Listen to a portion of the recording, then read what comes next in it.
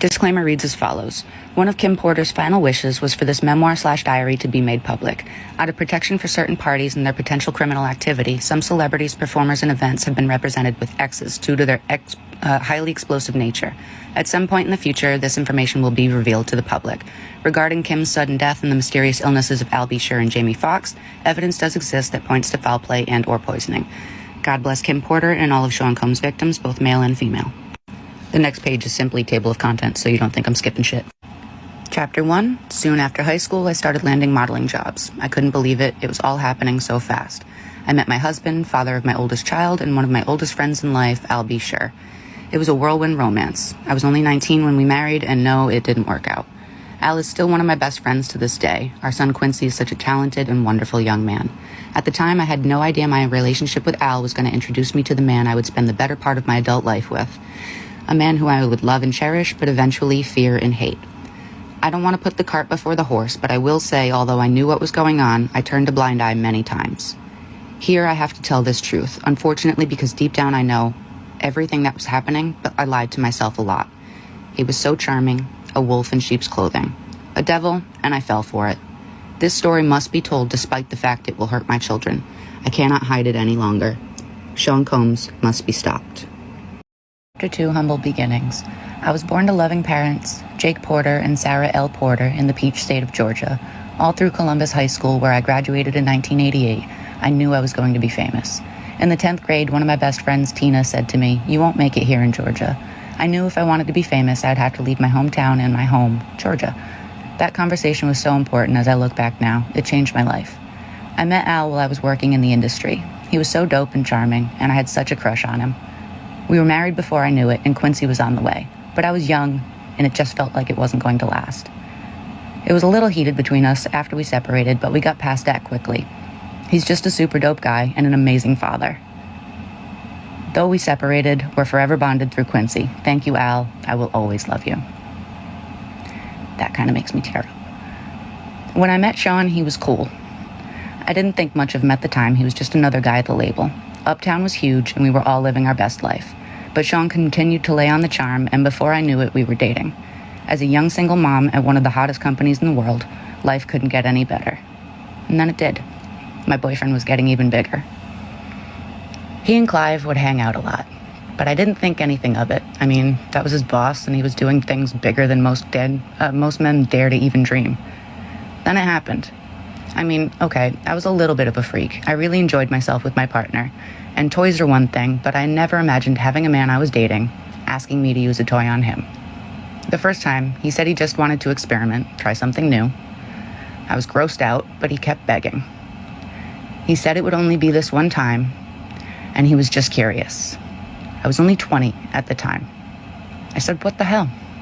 I hated it. He bled from it, and there was shit on it. I left him alone after that. Chapter 3, Second Chances. Sean kept reaching out, and I kept ignoring his calls. Eventually, in a few weeks, we ran into each other at an event. He came over and sat next to me. We were cordial. He flattered me by saying, "You look so amazing." I replied with a simple, "Thanks, Sean." I tried to get up to leave, but he pulled my arm. As I turned to him, he looked deep into my eyes and said, "Look, what happened between us was weird, but I really care about you. Can we..." He paused, and I tried to use this as my attempt to escape. I pulled my hand back and said, "Sorry, Sean, I have to go. Please, I think I'm falling in love with you. Can we talk?" My breath was taken away. Did he say he loved me? It was so fast. I wasn't aware of this as his manipulation tactic. Not yet. God, I was so young, so naive. He continued, "Let's just have dinner." And I fell for it. 2 days later, we went out for drinks at a lounge in Lower Manhattan. The place was nice. Sean was really coming up and pulling out all the stops to impress me. He pulled out the chair for me to sit. Back then, he was always a gentleman. He smiled and said, "Look," as he sat across from me, "I hated it, and I never want to do it again. Give me another chance." Over coffee the next morning, I decided to give him another chance. For the next year and a half, things seemed pretty normal. It was fun. Things were going great, and we were living the dream that I had dreamt about throughout my youth. Sean and Clive were working on Bad Boy, and he had his first couple of artists. He picked up Craig Mack, and then some rapper from the West Coast called Notorious B1 to help Chris develop. He was collaborating with the biggest names in hip-hop to make it happen. Things could not be more amazing. Then he asked me to do it again. It was insane. Sean said, "Baby, I can't stop thinking about it." "What the hell are you talking about?" I responded. Sean continued, "I just can't stop thinking about that night. It was amazing. Can you screw me one more time, please?" I became infuriated. "Why don't you go to Clive? He's the one screwing you, isn't he?" Then Sean hit me. This was the first time, but he slapped me hard. Before I could form words, he began to beg. I'm sorry," holding my cheek where he hit me. I turned and ran off. That should have been it, but I guess I am a glutton for punishment. He sent flowers and a bunch of expensive gifts. Then we bumped into each other at another industry event. He sat down next to me. This was deja vu. Sean started, "Imagine running into you here." "Get the fuck away from me," I forced out. He became more serious as he said, "Look, baby, I'm sorry." But I just glared at him. "There's nothing you can ever say to me. Nothing." After an awkward silence, he finished, "You know I love you. I love your son. He's my son. I don't know how to fix this, but I'll do anything. I'm sorry." Shit, he can be so sweet. Here we go with the love thing. This time it's not falling in. He was great with Quincy, and to be honest, despite everything, I missed him. As he stood to walk away, I remember hearing myself saying, "Call me later." What the fuck is wrong with me? Chapter 2, Humble Beginnings. Chapter 4, Forgiveness. Sean arrived with flowers in hand. He wanted to see Quincy. He was so good with him, and Quincy ran over to hug him. I felt my heart melting. He asked Quincy, "How you doing, Tiger?" Quincy looked so innocent as he responded, "I'm good. I miss you." Sean's response sounded genuine. "I miss you too. We'll hang out tomorrow, okay?" "Okay." Sean gave him a little love tap on the butt. "It's bedtime." Quincy replied, "Okay, good night," as he turned to head toward his bedroom. Here was the man I fell in love with. But what was I thinking? Shit, not only does he want butt plugs, he slapped the shit out of me. So why am I still talking to him? They say love is blind, but is it stupid too? As Quincy left, Sean looked at me and smiled. "Baby, let's go have some fun. The babysitter is on the way. I just want to show you a good time." I was so mad at myself for melting as I said, "Okay." We sat on the couch laughing and genuinely having a good time when the doorbell rang. The babysitter had arrived, and so we left. As we exited the house, a big man climbed out of the limo and opened the door for us. He wore a sharp suit with a gun noticeably tucked under his arm. I thought to myself, he could have made it invisible. Or did he want me to see it? Despite my reservations, Gene was a sweetheart. He was very courteous and polite as he tipped his head and said, "Good evening, ma'am." Gene drew a smile out of me as I responded, "Hello." Gene and I would see a lot of each other after this day. Chapter 5, Sean kneels. The year passed and thankfully we didn't have many bad arguments, although Sean was strangely getting into voodoo. He would put curses on people, and I wasn't sure how to respond to that craziness. My problem as a single mother was, I wanted to be married. He always had excuses and delays when it came to committing to marriage. His label was blowing up, Biggie dropped, and it was just about over. He also signed Mary J. Blige, and of course, when I found out he slept with her, we fought. He claimed it was a mistake, and my stupid ass took him back. Again. Sean asked me for a threesome with her. At first, I was mad, but Mary was beautiful. It was our first threesome, and I loved it. Mary was sexy. I would not be doing this a lot, but it was so hot. I was young, and exploring my sexuality was enticing. Over the years, we brought other women into our bedroom periodically, and we were happy. That is until one day I came home to a situation that went from awkward to a nightmare. Quincy was with the babysitter, and Sean was sitting with Al Bisher at the dinner table. I had a child with Al, and Sean was the father in Quincy's life.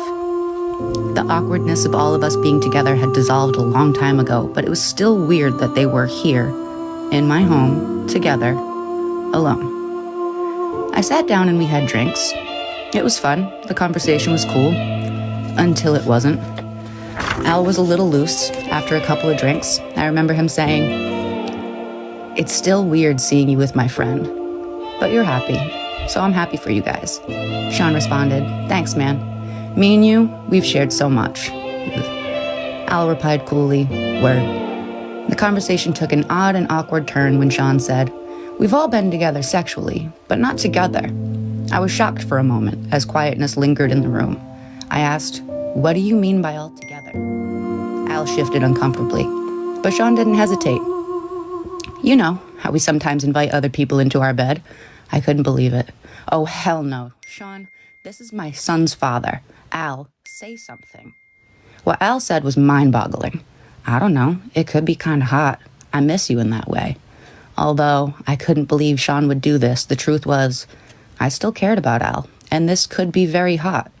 I just didn't want it messing up my relationship, and if things became awkward, how would it affect Quincy? So I asked, are you both sure? I imagined both of them inside me. I knew this would be awkward sexually. There would be some bumping of genitals. But what happened next? I couldn't have imagined in my wildest dreams. Al, redacted. I couldn't believe it. I stood there in shock.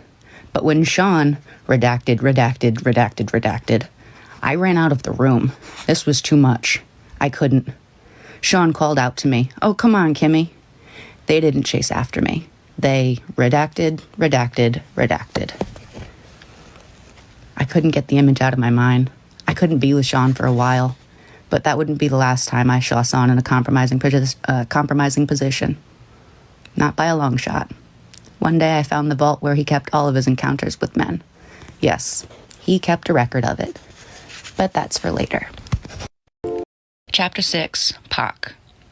Biggie took over East Coast hip-hop, and Sean was the brilliant mind that orchestrated it.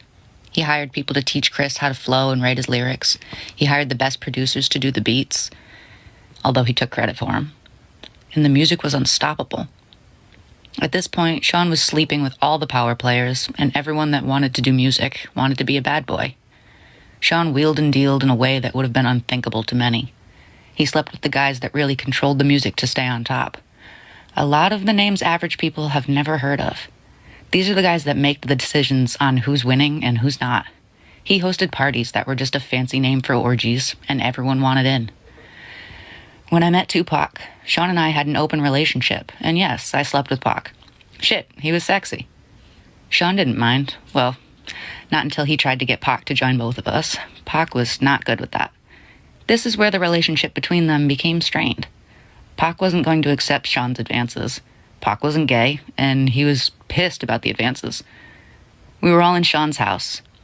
I was drinking, they were smoking, and everyone was just relaxing. Sean came in on what I'm sure he would call a smooth approach. My baby bad, isn't she?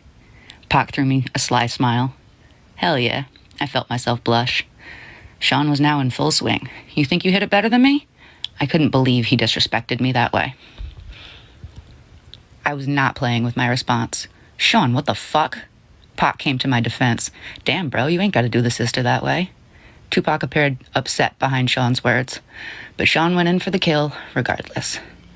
I think my dick's bigger than yours. I bet I can make her come faster than you. What's up? Pac was appalled. What the fuck are you talking about? Redacted. I ain't trying to run no fucking train. Sean continued. What are you scared of? Let's see who fucks better. Let her be the judge. Yes. At this point, we'd been inviting others into our bed for a while, but I am not used to, and will not stand for, disrespect. I wasn't the only one upset. Pac shouted, redacted, you talking about pulling your fucking dick out? Sean was undaunted. What, you scared? Tupac simply left. Things were contentious since then. The two could not be in the same room. Pac avoided me as much as he did Sean. When they did bump into each other, the tension was palpable. It felt like blows could be thrown at any moment. Months passed with only the tension between them. It was uncomfortable, but nothing life or death. Then one day, while we were at the studio, it happened. I walked into Sean's office and he was having the conversation. Sean sat across from Jimmy Henchman. Pac, don't leave that fucking studio alive. I don't think I was supposed to hear it. I continued as if I didn't. Hey, Sean. Good morning, Jimmy. They didn't seem to think I heard anything. I'm ordering breakfast. Smiling, Sean replied first. Let me get eggs, sunny side up, with grits and an orange juice. I could see he was hungover. Good. I don't want him knowing I know anything. If he just put a hit on Pac, knowing something could be dangerous. Jimmy, apparently not hungry, said, nothing for me. As he stood to exit the room, he said to Sean, let's make that happen. Then nodded to me and said, Kim, always a pleasure. With a wink to me and a nod to Sean, he turned and walked out. Jimmy was part of our intimate circle. I went on as if nothing was happening. I'll make the call now. I smiled as I left, hoping I wasn't white as a sheet. I wasn't in the studio the night Pac survived being shot, thank God. From what I understand, Sean and Chris saw Pac at the studio after he'd been shot and did nothing. The way God works. After being shot, Pac made it to the elevator and tried to escape, but it stopped on the floor Sean and Chris were on. When the doors opened, they saw him lying on the elevator floor, riddled with bullets. The fact that they didn't call an ambulance, although they saw Pac lying there swimming in a pool of his own blood, would be all the evidence Pac ever needed. He, of course, assumed they placed the hit, and Tupac is a soldier. This is not something that will be unanswered. Tupac didn't do well. He lost a testicle, but he survived. It was orchestrated. And Sean Puffy Combs was the orchestrator. Part 5, I think. Chapter 7, Threats. At this point, I knew I had to get away from him, but I was scared. Is he going to take my life if I try to escape? One February evening, I thought I found my opportunity at dinner after an event. We were at a ritzy restaurant in a private booth. It was an exclusive setup. We were alone, but we were in public. Perfect. Sean was on the phone talking to an unknown listener as he sat down. His words on that call will be etched into my mind forever. We're gonna release Who Shot Ya now. He waited for a response. Then went on to say, of course they're gonna think Big was talking about Pac. That's the whole fucking point. Nobody would give a fuck about a diss track against LL fucking Cool J. Do you know how much money we'll be making with this kind of rap beef? Redacted battling after someone really got shot? This may not be the best time for this conversation. Sean was finishing up. We drop that shit tomorrow. He listened into the phone, then responded, there's going to be blood in the street. Redacted missed. Pac's alive. Let's capitalize on that shit. When he responds, it's just gonna mean more money. He turned around and looked at me, spoke back into the phone. I'll call you back, then hung up and spoke to me. What's wrong? I tried my best to give a fake smile at what I'd heard. After all, me and Pac were intimate. I responded, nothing. Sean wasn't fooled. Are you sure? His demeanor was threatening, but I responded as cool as I could muster to his intimidating stare. Yeah, of course. He took my hand, saying, that's wonderful. He began to squeeze my hand until it hurt as he continued. Because seeing you walk in the office while I was talking about killing that motherfucker, and you not saying shit to me, had me just a little concerned. His grip was starting to hurt. Badly. You're hurting me. As he continued, he squeezed tighter. Your pretending you didn't hear anything was a sign of your loyalty, not something I should be concerned with, right? I had no choice but to give him the answer he wanted. I knew I was trapped when I responded, of course I'm loyal to you. He let me go as he responded, good. And remember, I'm the big dick. I snatched my hand back in pain. He smiled and said, let's start off with a good wine. He snapped his fingers, and his favorite wine was poured for him. They knew what Sean wanted, and what he wanted, he got. I'm trapped. Now isn't the time for me to launch my escape plan. I have to be strategic. It's going to be hard to leave the glamour, the glitz, the lifestyle. I mean, this man just snapped his fingers in one of the most exclusive restaurants in New York City, and they poured his drink of choice. The bottle of wine is $800, and this is 1994. The list to get in this place is 6 months long, if you are somebody. Mayor Giuliani has a table here tonight, also. If I got up and walked out, I would be safe. But what about tomorrow? I had to think. He sipped his wine and smiled. You're not drinking? He pointed at my glass, and of course a waiter filled it. They knew what I liked as well. Sean had a bad temper. He yells sometimes, and okay. He's roughed me up once or twice, but he never punched me. He never bruised me, and he'd never hit Quincy. I would not have stood for that. He never laid a hand on my son. At that time, I never thought of him touching Quincy in any way. Then the significance of what he said hit me. Is he mad at Tupac over me? I'm the big dick. Oh my God. The last time he put his hands on me, it was because I enjoyed Jamie Foxx too much. Shit, he enjoyed Jamie too. He gets so insanely jealous. It's not fair. He wants to bring other men into the bedroom, but gets jealous when he does. Damn, you're quiet tonight, he said, snapping me back into the present. I asked the question that was burning in my mind since I walked into that office. What does Chris think of this? He looked at me coolly and said, his fat ass better just keep doing music. A third guest was escorted over by security. Sean motioned for him to sit. A waiter walked over to Sean Carter and asked, would you like something? Carter responded, "No thank you," then said hello to me with a smile. Smiling, I replied, "Hey Carter," and took a sip of my drink. The Seans may share a bed together from time to time, but thankfully I was never asked to join.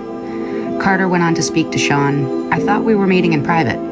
Sean replied with a nonchalant shrug. "I had to discuss something with her first. It's fine, go ahead." He wielded this kind of power. Carter shifted uncomfortably in his chair before continuing. "It's true. Chris and Pac were about to start their own label." Sean slammed his fist against the table, shouting, "Doesn't anyone have any fucking loyalty?" Carter, "Well, that's not happening now, right?" Sean peered at Carter with distrust. "Why the fuck are you so eager to share this with me?" "Chris is your man. Fuck, he brought you on, and you're stabbing him in the back?" Carter responded with indignity. "First, I'm tired of being that redacted son. I need to come out from under his damn shadow." Sean smiled slightly. "Okay, I respect that." Carter kept going. "On top of that, this redacted is making that move, and it should have been with me." Sean looked at Carter blankly. "Pac put Chris on. You know this. What's this really all about, Carter? Don't fucking try to play me." The Jay-Z of today wasn't born yet. This young Sean Carter was in over his head. Cornered, he had to spill it out. "I want his spot." Ambition. Now this is a man I can work with. Sean made a grandiose gesture towards Carter. "Waiter, get this motherfucker whatever he wants." Carter smiled. "Thank you." Sean responded, "Honesty and ambition. We're gonna make a lot of bread together." Carter ordered a drink. As he stated again, "Guess he won't be leaving with that redacted to do their own label now." Sean responded with his normal air of arrogance. "Why don't you let me worry about that?" I took this as my cue to escape. I told Sean, "I'm gonna go ahead and get back to Quincy." Sean was wrapped up in his conversation with Carter and barely noticed as he excused me. "Have the limo drop you off." We didn't eat. He didn't care. I smiled and kissed him on the cheek and left. Part 6, Chapter 8. Actress, model, and fashion designer Kidada Jones was Tupac Shakur's fiancée and the daughter of record producer Quincy Jones and actress Peggy Lipton. Being around other celebrities was just a part of life. Meeting Kidada was just one of those events, and as time went on, we became close. We hung out together, we went shopping, and so on. It was about the same time I met Kimura. Those were the days, or so I thought. We always had girl talk. And the fact that she was dating someone I'd previously been with wasn't a source of contention. We didn't get jealous of each other. It was just girl talk stuff. No, I did not become intimate with Kidada. Kimura was too jealous for that. Yes, Kidada knew about Kimura, Sean, and I all being together sexually. Of course she did. We shared that kind of thing. We were open and honest with each other about almost everything. A true friendship, except I couldn't be open and honest about everything. Not anymore. Sean made sure of that. Kidada and Pac were the greatest couple. He was always so cool, and yes, sexy. She was so beautiful and fun. Before all the tension and beef, we all used to hang out together. It was always dope vibes. But with Pac shooting, and the suspicions around Sean and Jimmy, the vibes between Kidada and I weren't always perfect. Then came that night. Award shows weren't anything new for us at this point. We dolled up as the men groomed. We didn't choose what we wore. A stylist prepared our color palettes, a makeup artist did our makeup, and a hairstylist did our hair. This was just the way of things. We shared the best stylists in the business.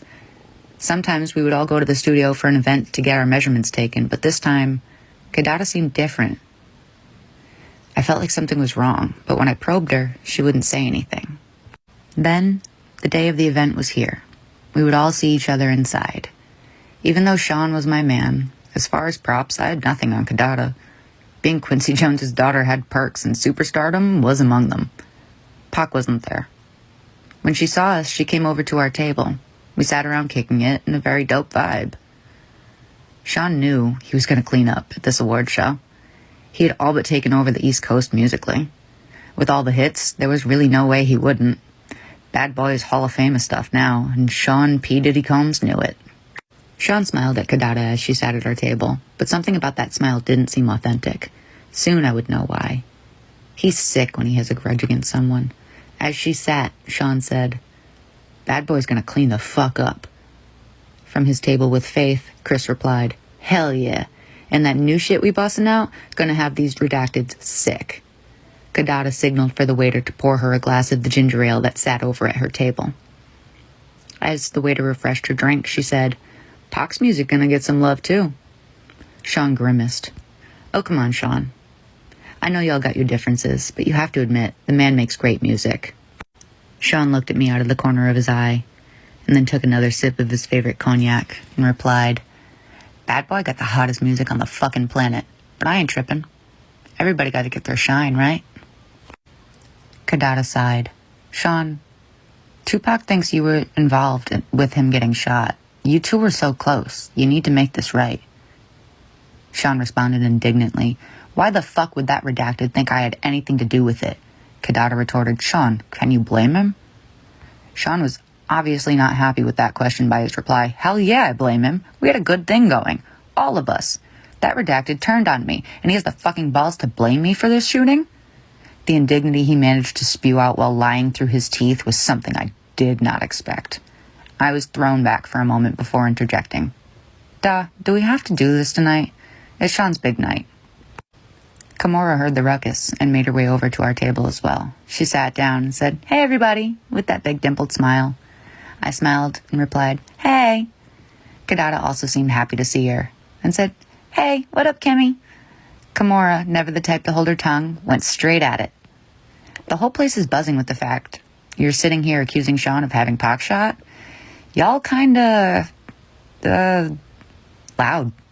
She laughed.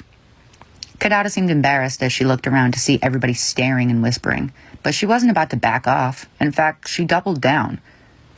"Anybody here not talking about it ain't real anyway. We all know Sean was behind it." Kimura forced a smile. "Honey, we don't have to do this here."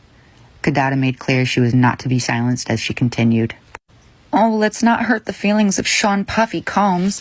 He only had one of the most prolific rappers in the game shot." Sean clenched his hands into fists. If this was anyone else, this would have turned ugly. But this was Quincy Jones' daughter. Sean was a monster in the streets, well feared by men that knew. But he did not want any of the smoke Quincy Jones could bring. Kadada continued with the impunity. Sean could not touch her. Christopher and Mary, both wanting to defend the super producer that made them famous, both started to stand and make their way over to the table, but Sean signaled them off with a firm motion of his hand.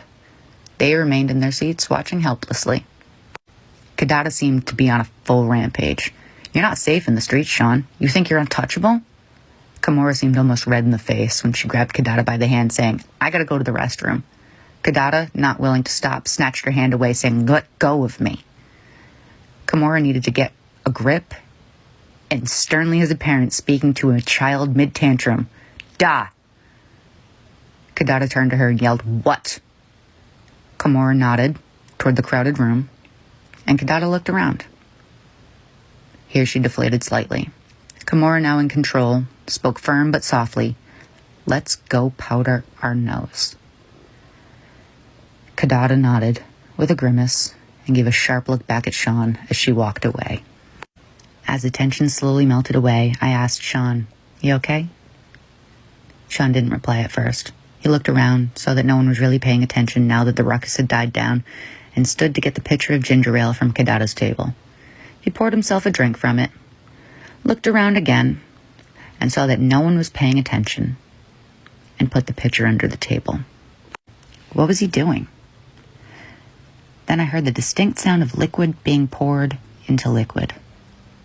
Oh my God, is he peeing in the pitcher? He smiled at me as he brought the pitcher back from under the table and finally replied to me, "I'm good." He then stood and returned the pitcher to the table. I was in awe. I knew he had a bad temper, but this was disgusting. I'll never eat or drink something after we have an argument again. Kadada and Kimura made their way back to Kadada's table to sit, as Sean watched on quietly. Sean made small talk. "What songs do you think they'll give me awards for?" As Kadada poured a drink, Sean's bodyguard made his way over to the table. I think he stopped her from drinking, as everyone else just sat and watched. Jean risked incurring Sean's wrath if I'm right.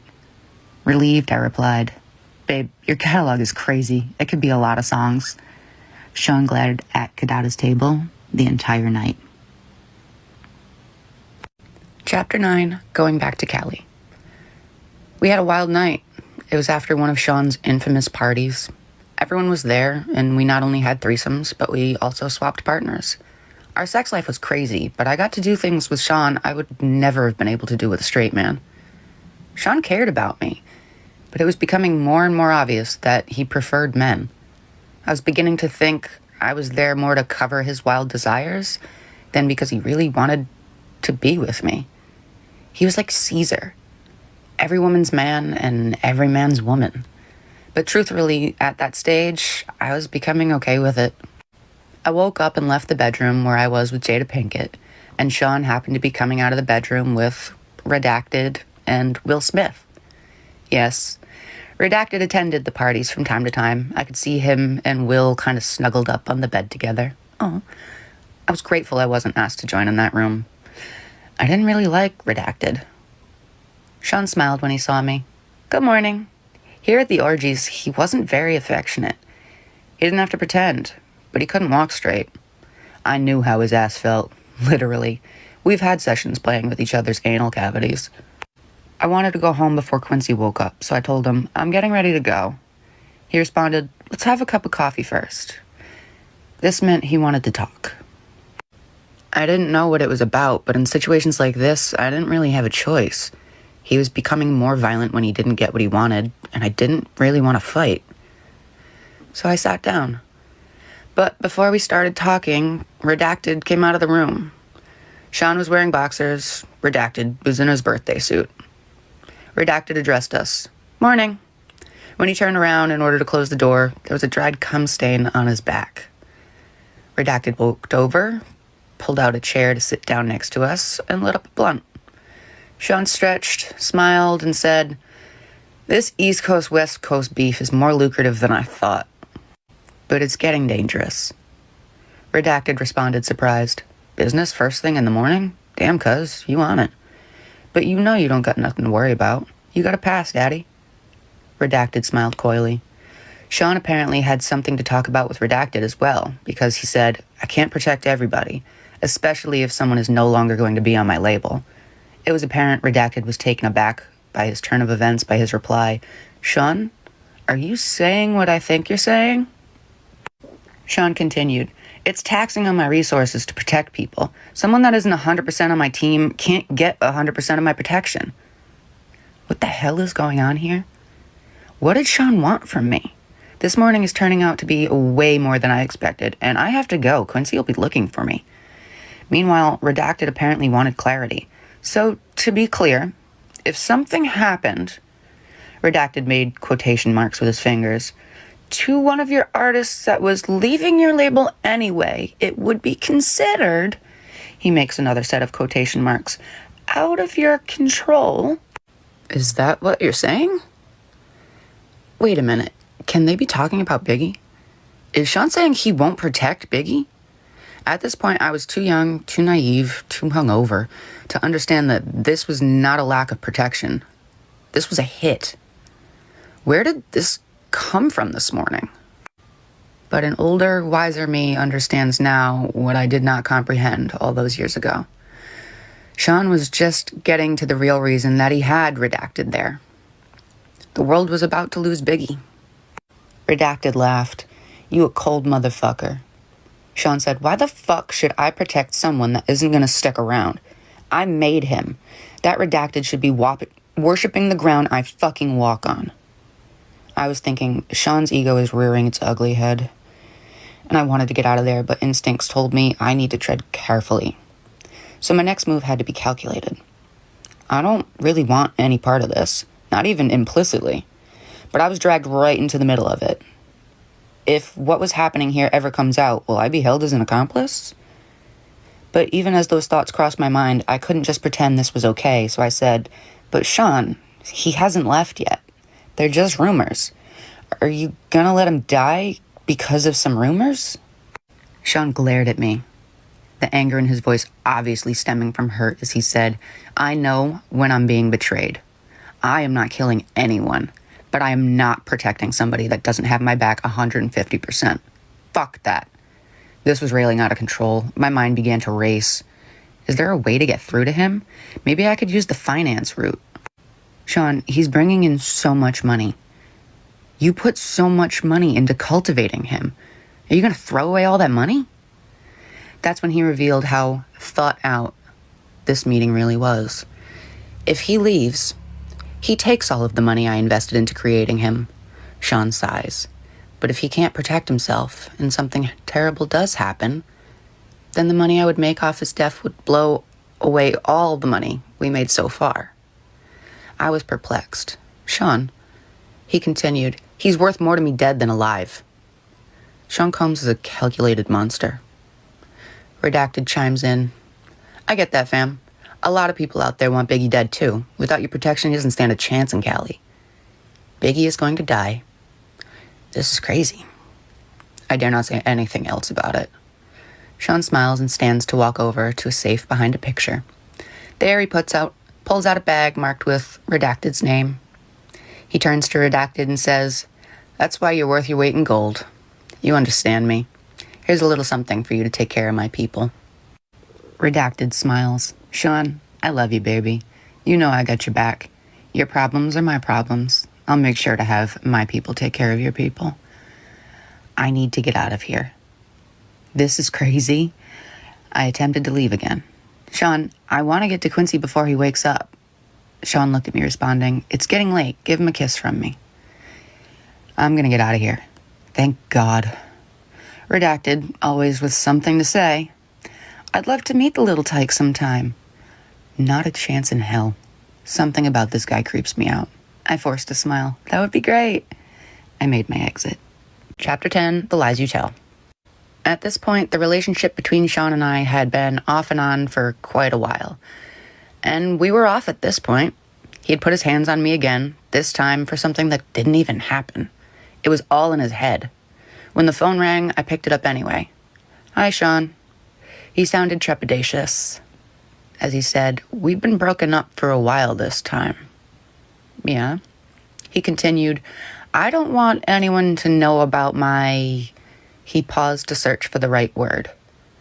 "Proclivities?" I replied, "So you don't want people to know about you being gay?" Sean exploded. "See, that's why I fucking lose control on you." So I just plainly stated, "Goodbye, Sean." "Wait," he screamed. "What, Sean?" "I'm sorry, okay?" "You're always fucking sorry." He took a deep breath. "I have to do something to cover myself." I sighed. "Do whatever you fucking want, Sean. When you see this in the news, it's not real." This made me calm down a moment. What could he be talking about? He continued, "I'm only doing it for the press." "Doing what, Sean?" After a long pause, he continued, "She knows what this is. She's just pretending to cover me." "Sean, what the hell are you talking about?" Another pause. "Publicly, I am going to be dating someone else. A video girl." I laughed. "Why would you do that?" "I have to cover myself." I was getting mad.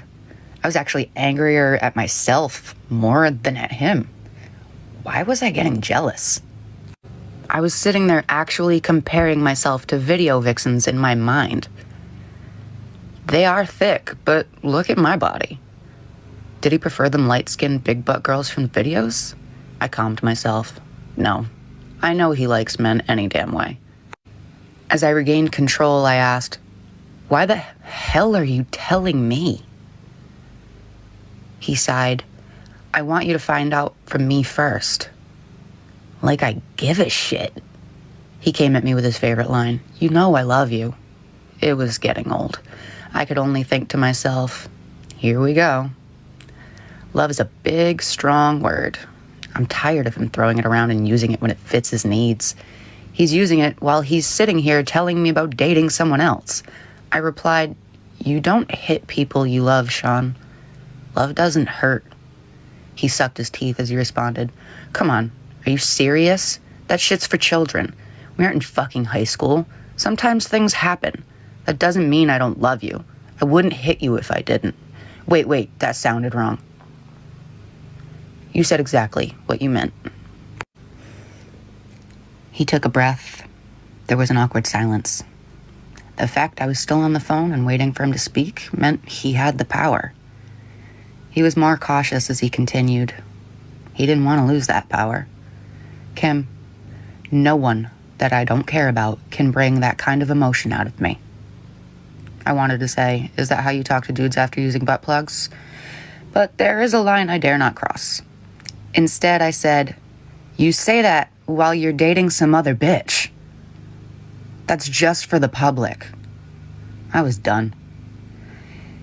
It could be heard in my voice as I said, whatever, Sean, do what you need to do. Leave me alone. I'm never giving up on us, he cried. I responded to that emotional control attempt with the little resolve I could muster. I didn't even believe the words that came tumbling out of my mouth. Sean, there is no us anymore. Goodbye. Tell Quincy I miss him, he threw out. His emotional manipulation was really driving me crazy. This time I said with much more conviction, goodbye, Sean. I hung up. Manipulative bastard. Chapter 11, More Problems. For a while, I was actually happy to see Sean gone. I was getting older, and the sex parties were out of control. It was getting time for me to slow down. Quincy was getting older. I knew that if I kept going, the rumors circulating were going to eventually find a way to get back to him. What will he think of me? Chris is about to take his trip to California. I didn't know exactly what was going to happen out there, but I felt like Tiana Wallace was about to be an orphan. I knew I didn't want any ties to that. As I was sitting there contemplating all of this in my robe, sipping my wine on this Friday evening, my doorbell rings. I was not expecting company.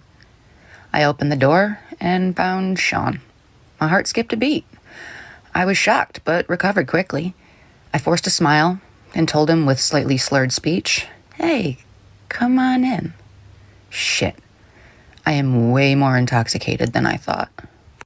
Sean entered, looking around suspiciously, then turned to me and smiled, saying, "You haven't been returning my calls.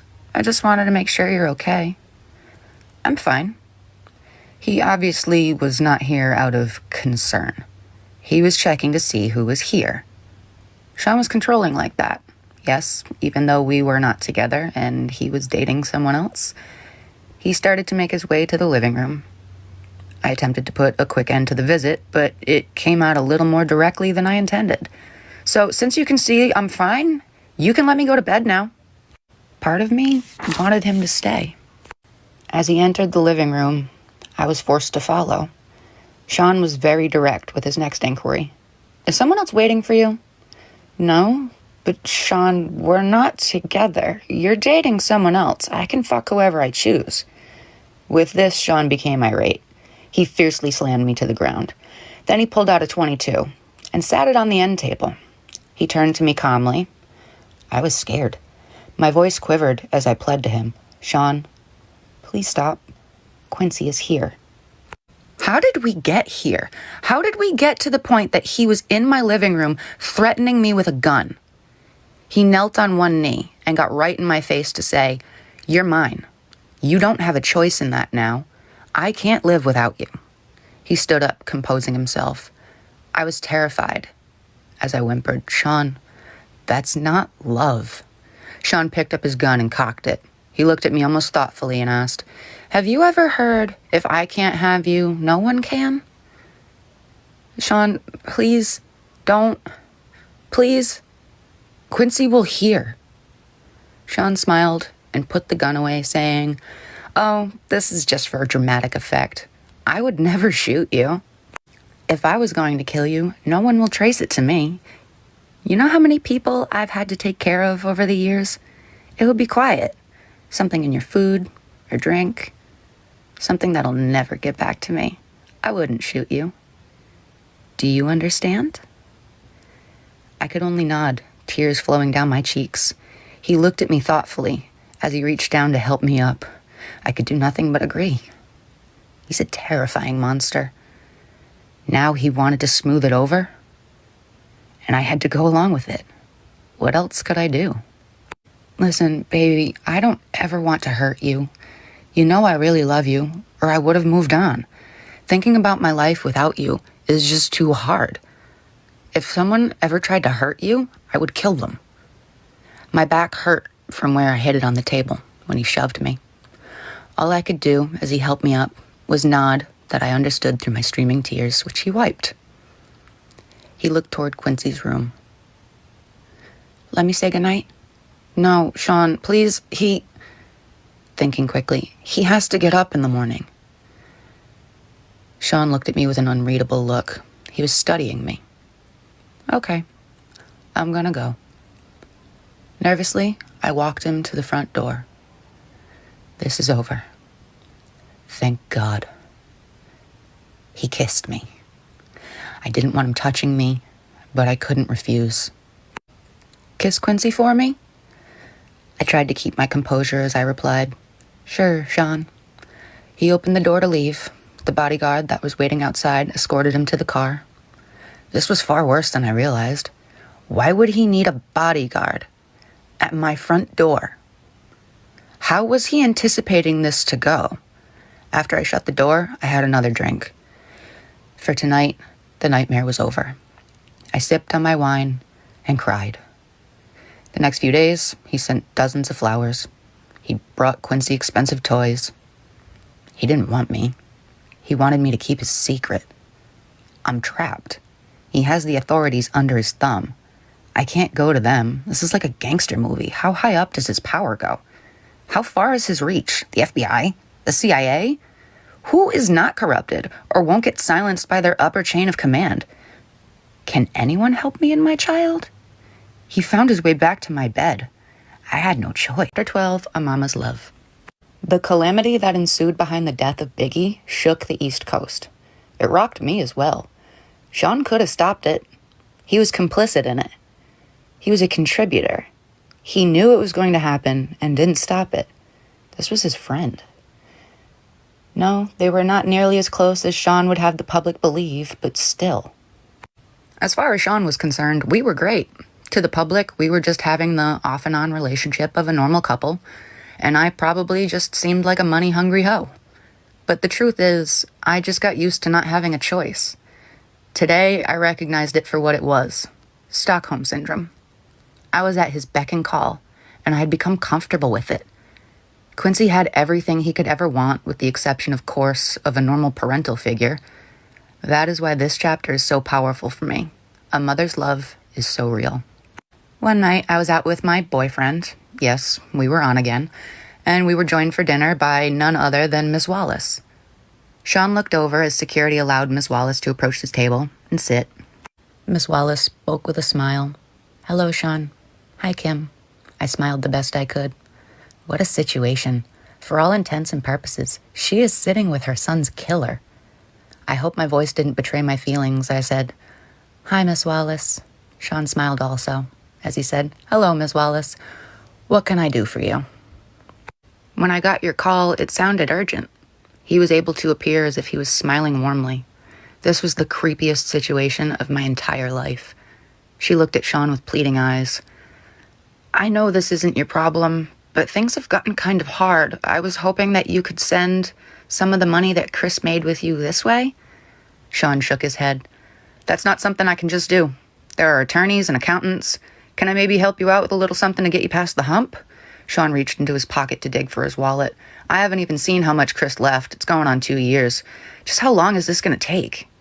Sean sighed as he replied, These things are difficult, Mrs. Wallace. I don't know. The attorneys don't make this easy. Ms. Wallace pushed further. I don't understand what's so difficult. He worked for you. He made his money. Where is it? Sean shook his head as if saddened by what he was saying. As he continued, It's not like I can just give you his money. You're entitled to certain amounts, and they're just trying to figure out what that amount is. I don't mean to sound cruel, but it wouldn't be fair to me to just give you tons of money. You got rich off my son, and now you're keeping all of his money? Sean kept his cool as he replied, I'm afraid business isn't that cut and dry, Ms. Wallace. I paid for publishing, publicity.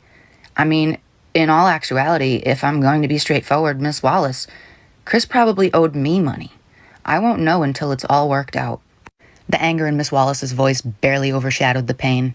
Or perhaps it magnified it, as she uttered the only words she could muster. "You bastard." Sean didn't flinch. He just said, "Look at the contract. I am honestly trying to get him as much as possible out of it, but I have investors. I can't just take money that doesn't belong to him and start giving it away." Miss Wallace exploded in response. "You know good and well Chris didn't owe you a damn thing." Sean stared her straight in the eye unwaveringly and said, "He would have started making a profit after a few years. His money, until his album sales paid for studio time, music videos, publishing, and marketing, would have come from doing shows. I'm sorry, he isn't here to make that money. I miss him." Her response was deadpan. "Did you kill my son?" Momentarily, Sean was stunned into silence. She asked again, her voice quivering. "Did you?" He started, "Miss Wallace." She would not be redirected. "Answer the question." I was not used to seeing Sean on the defensive. "No, of course not." She looked at him with spite, the anger in her voice enough to send shivers up my spine as she replied, with a menace only a mother can, "I don't believe you, Sean." Sean looked at her with a sadness that I knew in my soul to be fake. Although, looking at him without context, anyone would believe him as he replied, "I'm sorry to hear that." Today, I know he was able to muster that false sincerity because he's a sociopath. Back then, I thought it was compassion. With no more words, Miss Wallace stood up and left. Sean watched her exit with disbelief. Not knowing what to do, I placed my order. Dinner that night was long and silent. I feared for Miss Wallace's life. Sean is most dangerous when he feels threatened. No, she could not physically threaten him, but this threat was very real. If she goes public with her accusations, Sean's image would be damaged. I have felt for myself the extents he will go through in order to protect that image. Chapter 13, Have Some Faith. The fact of the matter is, Sean was a complete control freak. He was absolutely the worst. But of all the things he did for control, this might have been one of the most despicable ones. We were in the bad boy office one evening, sitting in the lounge area, enjoying a meal. Sean was smoking one of those big cigars he liked when Faith entered and sat down with us. She seemed relaxed as she said, "Hey guys." I smiled. I never had any bad vibe from the marvelous Faith Evans. We never talked about the wild time the three of us shared at one of Sean's parties. I gave her a hug. "Hey girl, what's up?" Sean smiled and asked, "Hey, what brings you out?" She addressed Sean saying, "Look, when you asked me to hook up with Chris, I understood. You needed to control him. I felt honored that you would choose me to monitor one of your most valuable assets. Chris is sweet." Sean laughed and said, "Honestly, I knew you would be good. Make the big man feel loved." "I don't feel good about all this, Sean." Sean got that look in his eye he gets right before he blows his top. Faith saw it also. She treaded carefully. "Sean, you know I'm as loyal as they come." Sean leaned forward, unintentionally threatening, and said in a low tone, "Yeah?" "But Sean, Chris and I had a child together." Sean leaned back. He let out a deep breath. "I'm gonna take care of you. You're not like Chris. You're loyal." Faith had a tear in her eye as she responded, "He didn't have to die." This is getting very touchy. Did she know? Did she suspect? Was this her trying to find out if Sean intentionally killed Biggie? I wanted to ask, but of course there was no way of doing that. "This is so crazy." Sean sighed and replied, "He didn't. Don't get me wrong, I miss him, but he was leaving me anyway. No one cares about my pain." Classic narcissistic Sean. It's all about him. I was sickened for a moment, but his next sentence made me feel for him anyway. I wanted to share all this with him. He was my man. Faith couldn't hide the anger that flared in her eyes, but she knew who she was talking to. She was careful as she spoke. "Sean, you have your friends you share things with." Sean sat forward again, this time with malicious intention, as he queried, "What the fuck is that supposed to mean?" "Chris had no one. Only you." Sean lost it. "That fat fuck and that other piece of shit I had you fuck," I interjected while in shock. "You had her fuck Pac?" Sean glared at me as he answered, "Yes, fucking Pac. Those motherfuckers were gonna try to start their own label and compete with me. Me. After all I did for that fat fuck, nah, I wasn't using resources to protect that motherfucker. No fucking way. As Faith started to cry, Sean looked at her and softened slightly. He spoke a little calmer. Look, I didn't hate him. I was hurt, but I didn't hate him. I'll make sure you and CJ are taken care of. Without words, Faith got up to leave. As she turned, Sean spoke softly. Faith. She ignored him. He called to her again. Faith. She exited quickly. Sean just looked at me and said, damn. I really didn't know what to say. Sean just told Faith that he wouldn't protect her husband because he was going to leave Bad Boy. From a business perspective, I didn't agree with Sean there. If you're leaving and creating competition for him, why would he spend resources on you? So I hugged Sean. But I also knew he didn't have to send Chris to California. I wondered if he realized that he sentenced him to death. He hugged me back with tears in his eyes as he asked, how the fuck am I the bad guy, huh? I fucking do nothing but bust my ass to make everyone live comfortably, and I'm just supposed to let Redacted walk all over me? As I held him in a comforting embrace, I replied, no, baby. He took me right there on the couch. Like I said, Stockholm Syndrome.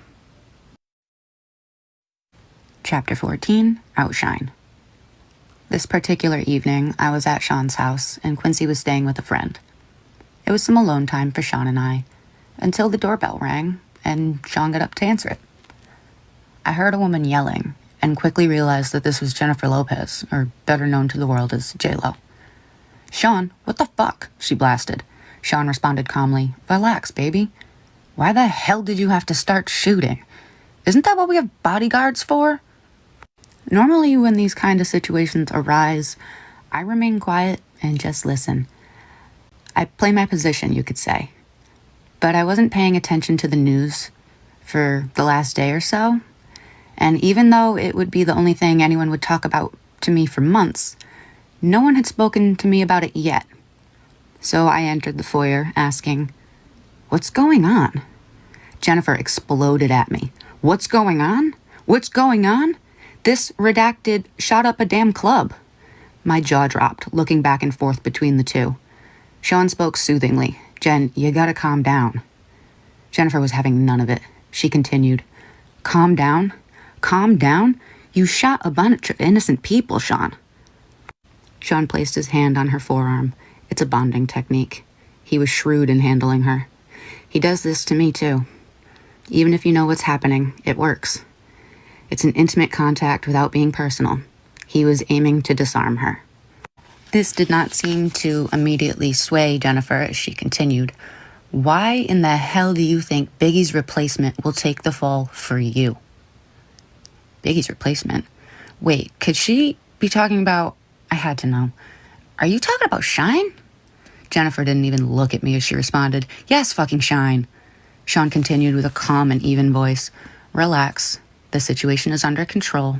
Jennifer was not calming down. She went on, they contacted my attorney for my statement, and there are a lot of witnesses, Sean. There's no way you're going to get away with this.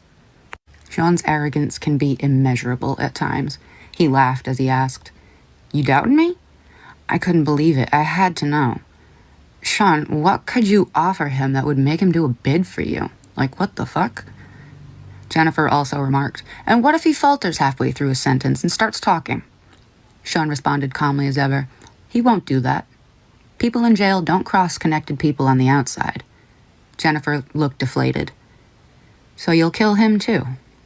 How much does she know? Look, I'm not going to threaten anyone. Shine is smart and loyal. He knows how it works, and when he gets out, he'll be well taken care of. Jennifer spoke defiantly. Sean, they want to question me. I am not perjuring myself. I am not going to jail over this. Sean seemed so in control. I admired him for it at this point, but my spirit was broken. I felt bad for Jennifer. She catches one bad break after another, and this was a really bad break. Sean spoke with confidence. Relax. Come in and have a drink. Have your lawyers call mine. You'll never see a witness stand. I promise. Jennifer wasn't so sure. She asked him, How can you possibly know that? Sean smiled as he replied. Between Shine's confession and the witnesses that gave their accounts, the cops won't need much else. The statement from your lawyer will be fine. Jennifer's next concern popped up. She explained, My attorney? Sean, he's good, but he won't do this. Beaming with confidence, the way only a man with his net worth can, Sean responded, Sure he will. Jennifer shook her head defiantly as she responded, Sean, you don't know him. Sean's unbreakable confidence was ruling the day. Jennifer was giving in as he told her with a smile, I got this. Sean, are you sure? Sean gave a wink. My attorneys handle situations. Give him my number too. Jennifer seemed leery as she asked, You're not gonna threaten my attorney? Sean laughed as he replied, No, of course not. Money talks, baby. He turned to me and said, Take her inside and pour her a drink. I had questions of my own. But you were gonna make Shine the label's go-to man. What are they gonna do now? Sean looked disappointed as he responded. He had the voice, but his flow... He sighed. Well, artists with his talent are a dime a dozen. Looking at Jen, he continued, He's not a once-in-a-lifetime find like Jennifer Lopez. Now he's throwing on the charm. Despite the situation, she blushed slightly. Sean continued, Let's grab that drink. Let me handle this attorney situation. Relax. Don't worry. We left the foyer and went to have a seat in the living room. He tried to make a threesome happen that night. It didn't work out. Not that day. Chapter 15, Queen Bitch. Kimora Simmons and I went out to have drinks. She was looking at me seductively, and I was turned on. We were going to go back to my place afterwards, but suddenly after a sip of my drink, I felt like I had to vomit. I excused myself and barely made it to the ladies' room. When I came back, Kimora asked, You feeling okay? I'm fine. I've been under the weather for the last couple of days. I think I'll head home. She said, Your breasts are looking kind of plump there, girl. Embarrassed, I whispered, Not in public. She replied simply, Are you pregnant? I was taken completely aback. Why the hell would you say that? She let it sit there for a minute.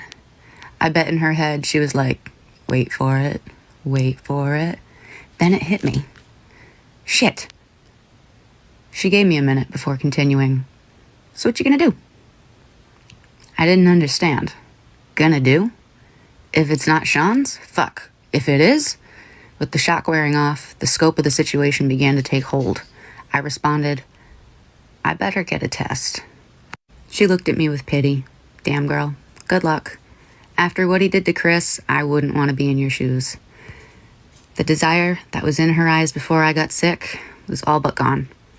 As I began to stand, I realized what she said to me, and I paused. She looked at me flatly and said, Ain't nobody stupid, girl. I didn't know what to say. The question still lingered in my mind despite everything I knew. Did Puffy intentionally kill Chris? She brought me back to the moment by saying, Go. Not knowing what else to say, but knowing I had to deal with my situation right now, I replied, I'll hit you up. She sighed and simply repeated, Good luck. Chapter 16, Christian. The next day, I was sitting on my couch, deep in thought, when my doorbell rang. I went to let Sean in. This was going to be scary. We made our way back to the living room, and we sat down. Quincy was asleep. Sean seemed legitimately concerned. What's so urgent? I didn't know what else to do. I just blurted it out. I'm pregnant. The air in the room was as thick as J-Lo. He was quiet. What is he thinking? He asked the obvious question. Are you sure? I spoke rapidly. I was on the pill. I'll get rid of it. I'm sorry. I just wanted you to know. That's wonderful. This is great. I was so confused. Huh? You're not mad? He laughed. Mad? No. Why would I be mad at this wonderful news? I'm going to be a dad with the woman I love bearing my child. What could possibly be better? He jumped right on the phone and called one of his besties. I could hear Will Smith congratulating him. Sean said, Yeah, definitely. Hold on. Kim, baby? I was still in awe of the fact that he didn't get angry. And yes, I will admit, I was sure he was going to hit me. So it was with relief when I replied, yes? He told me excitedly, we gotta have a party. His excitement was contagious. I was getting really excited too. Yes, a gender reveal, and he cut me off. Yes, of course we're gonna do all of that, but everyone is gonna want to sleep with you right before you give birth. My heart sank in my chest. Everybody is going to want to what? Sean went on with the same excitement. Well, not everybody, you know. Will, Jada, Redacted. Sean, I'm having your baby. He verbally waved me off. It'll be fine. I couldn't help myself. I just started crying. Sean grew quiet on the phone, then spoke low. I'll call you back. He hung up the phone and took me by the hand. Baby, I never ask anything from you. I tried to see him through the tears streaming down my face. I couldn't believe the words coming out of his mouth. I tried to speak. Sean, he cut me off. I provide everything anyone could ever want. Do you want for anything? Sobbing, I replied, no, but he continued.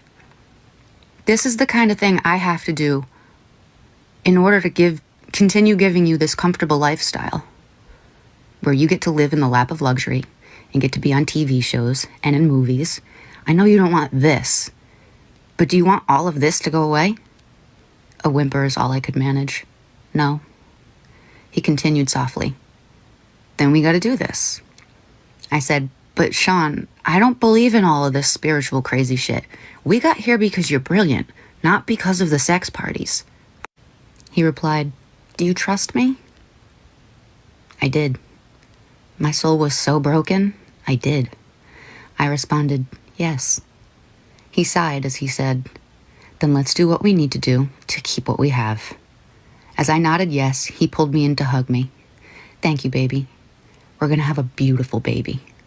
He ordered me some food, and that night, I cried myself to sleep. I was going to be gangbanged at 9 months pregnant. I want my children out of this life. My child's going to have a good, big biblical name, a heavy Christian name. They are not going to take his soul. Chapter 17, Broken Promises. I don't know how this managed to stay out of the media for so long, but Sean got to the point where he was incredibly abusive, and only his inner circle knew about it. The artists were all too afraid of him to say anything. He had gained so much power. No one would say anything. Puff Daddy was a kingpin. This Monday afternoon, Quincy was in school, and our son Christian was with the nanny, and I still had to make a living. I still loved the camera, and had just been cast for a new movie. Sean was coming over to celebrate with me, just the two of us. I was in the bathroom when he came in. We were supposed to go out for dinner, but he was in a foul mood. Sean yelled, "What the fuck?" I would have to walk on eggshells as I came out of the bathroom, but I found him holding flowers, so I smiled. "You brought me flowers?" Sean yelled, "No, so who the fuck are they from?" I was bewildered, and I told him honestly, I don't know, probably just a fan. He threw the attached card at me. I picked it up to read it. He slapped me so hard I hit the ground. Sean yelled, "Who the fuck were you with the other night?" I looked down at the card that was lying on the ground next to me, and it read, "The other night was amazing. We must do it again." Shit. I tried to explain. Sean, he threw the flowers at me. "That's not how this works. You have my child. You don't touch anyone unless I allow it." I yelled back, "It was just coffee with a producer. It was nothing." He glared at me and asked, "Who the fuck is this producer?" I was trying desperately to calm him down as I responded, "From the movie, babe. Calm down." He picked up my coffee mug and slammed it against the wall. Coffee flew everywhere as he yelled, "Who the fuck this redacted think he is?" "Sean, he's just some producer. We talked about the role and maybe me starring in another movie that he wants to produce. I swear, Sean. I swear that's it, Sean." Sean exploded even more. "He wants to put the move on my fucking family?" At the top of his lungs. "My fucking family?" He flipped the table over, breaking it. It was a heavy table, but Sean's stronger than he looks. I pleaded with him. Sean, please. He yelled at me. What? I tried my best to calm him down. He probably didn't know. It didn't come up. You're publicly dating someone else, so... He screamed at me, and it somehow seemed even more intense. So you didn't tell him to back off? Sean, I didn't... And then out of nowhere, he hit me with a chair. I don't remember anything after that until I woke up in a hospital room. My arm was in a cast, hanging from a sling. My face hurt. My eyebrow was in immense pain, as was my lip. As I came to, the first face I saw was of the man that put me here. Sean asked with concern in his voice, "How are you feeling?" I responded, "Stay away from me." "I'm sorry. I don't know what came over me. I... Save it for the lawyers. Stay away from me." We were in a private hospital room, and no one would hear me. I could scream like my life depended on it, but it wouldn't matter. If I did ring for assistance, I wouldn't get any. He kept going. I was just so jealous. You know how I am. You have... He took hold of my left arm, the one that was not slung up in a cast. "You have our beautiful son, our family. It's just..." At that point, I had enough. "The one you slutted out right before giving birth? Are you fucking shitting me? Stay away from me. Don't come near me or my kids." He continued to plead. "I'm sorry, baby, I promise. I'll never put my hands on you again, I swear." I've heard this song one too many times. I spoke through gritted teeth. "If you come near me or my kids again, I'm calling the cops." A flash of anger returned. "You would use my kid to threaten me?" But then he caught himself. "I understand you're angry." I glared at him as I cut him off. "I'm serious, Sean." He spoke blandly, with no energy. "And tell them what? That you had a car accident? They'll pity you that you hit your head." He was going to make me look crazy. They were going to believe him. He was a kingpin. "You're a fucking bastard."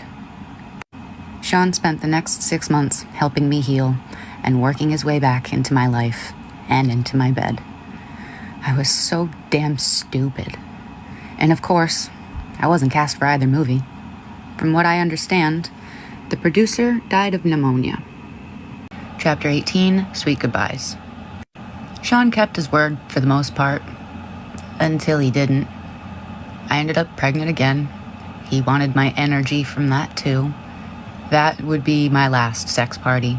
My body will never be ravaged by so many people again, especially while I'm pregnant.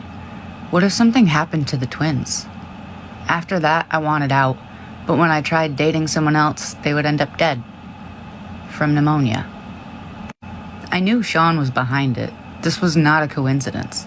He gets jealous of a guy, and they die of pneumonia. I could be next.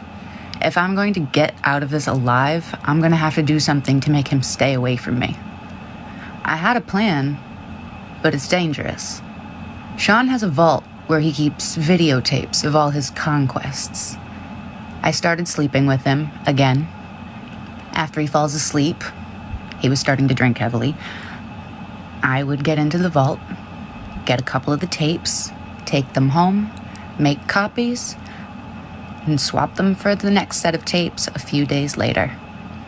It took weeks to get them all copied, and he never knew that I had them. This was my way out. Some of the tapes had things I would have never expected. The gay parties were one thing, but the young boys, like Usher, Lil Bow Wow, and Justin Bieber, I would have never known. My God. Is he grooming Quincy? This has to end. I invited him over one day to confront him and to put an end to our on-again, off-again relationship. He had entered my home, unannounced, for the last time. He would no longer have the key after today. I was in the kitchen. Kimura and I were sharing drinks. I was scared to face him alone. Sean entered smiling. "What's up, Kimmy? Hey, Maura." I told Sean, "Sit down." Because of my tone, he looked at me stunned and asked, "What's going on? What is this?" I responded with delight. Me, taking my life back. "We're done." He answered, "Hold on, wait a minute." I was so excited that I wasn't hearing any of it. I shouted at him, "No. No more. This is fucking over." He looked confused as he asked, "Where is all of this coming from?" With disgust, I said, "I got the footage, Sean." He looked even more confused as he inquired, "What are you talking about?" Kimura said with revulsion, "Usher too?" Sean said, "Wait, what the fuck is going on?" Sean stood aggressively, and Kimura responded, "Don't make me call the cops." Sean's anger was creeping in as he replied, "This is how it is?" I simply nodded. If anything happens to either one of us, it gets released. He seethed as he queried, "After all I've done for you?"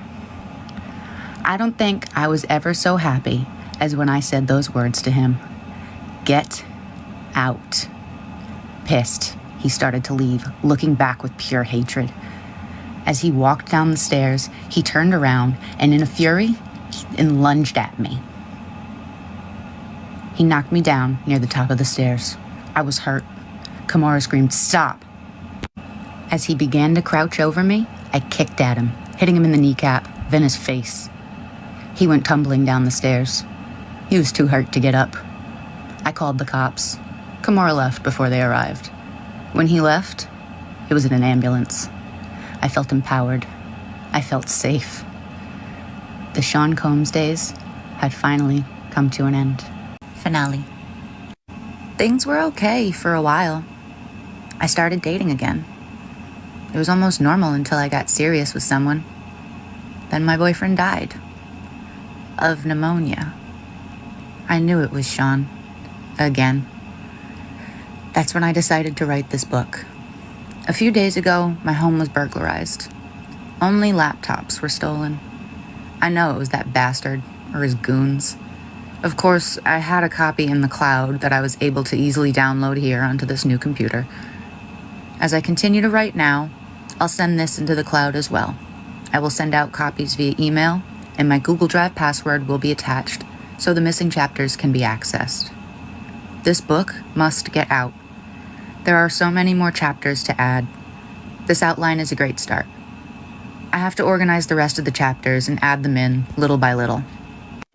I planned on spending today working on exactly that, but I'm not feeling very well. Thank God the kids aren't here this weekend so I can rest.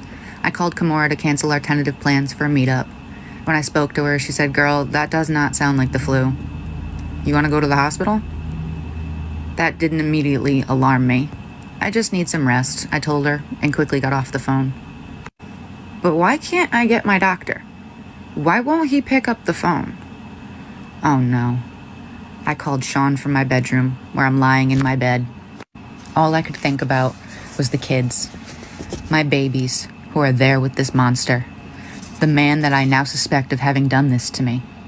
Sean picked up with an air of superiority in his tone that let me know it was too late for me. He spoke confidently into the phone. "Hello?" I screamed at him. "You bastard, I have your fucking children." "What are you talking about? The kids are with me." He replied with a mocking innocence. There's literally nothing I can do. I could only ask, "Did you ever love me?"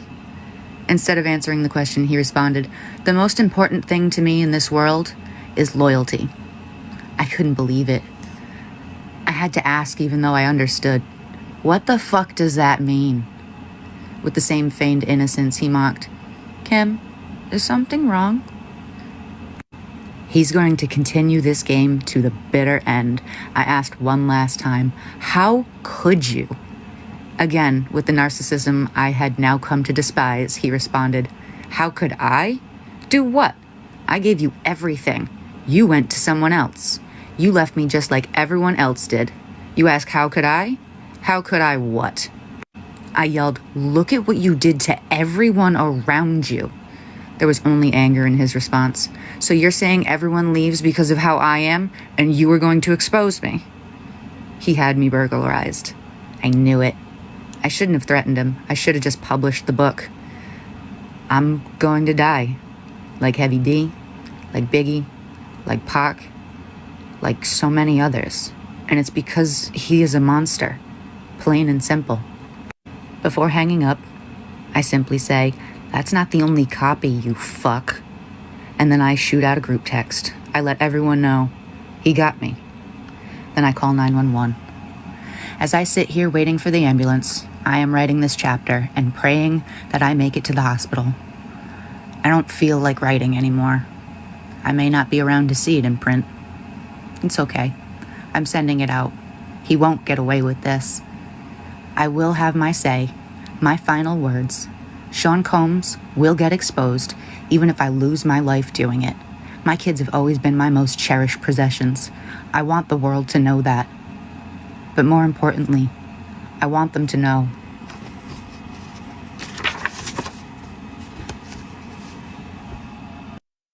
Okay, we're finally here.